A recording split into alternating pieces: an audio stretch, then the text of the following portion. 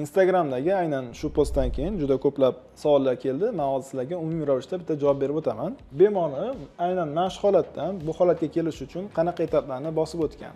Birinchisi, biz chuqur diagnostika amaliyotini amalga oshirganmiz. Rentgen, fotoprotokol va og'iz bo'shlig'i skaner qilingan. Bemor uchun eng optimal yechim bu yuqori va pastki jag'larga 6 tadan implant qo'yish bo'lgan. Nimaga aynan implant oldindan belgilab qo'yilgan? Chunki implant hech qachon taxminan o'zidan o'zi qo'yilmaydi, xohlagan joyga. Oldindan qo'yiladigan joyi belgilangan bo'ladi. Buni yana bitta muhim sababi bor. Bunga video davomida to'xtalib o'taman.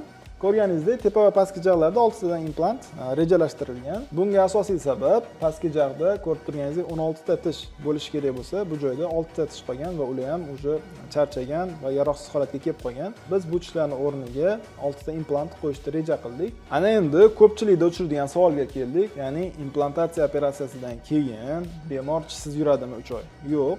Biz implantdan keyin darhol bemorga tepa va pastki jag'lariga vaqtinchalik protezlar taqib berganmiz.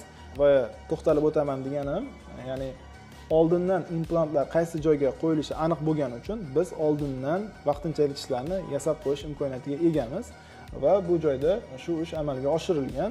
Ya'ni bemor operatsiyadan keyin darhol tish bilan chiqib ketganlar mana shu holatda.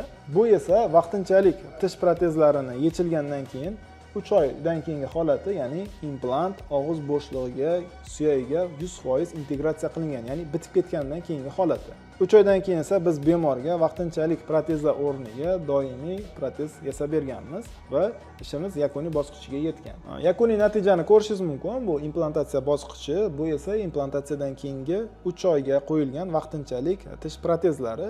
Bu esa 3 oydan keyin almashtirilgan doimiy protezlar. Ko'rishingiz mumkin do va posle holati. Natijadan bemor juda xursandlar. Agar sizda yana qanaqadir savol paydo bo'ladigan bo'lsa, izohlarda yozib qoldiring, biz albatta javob beramiz.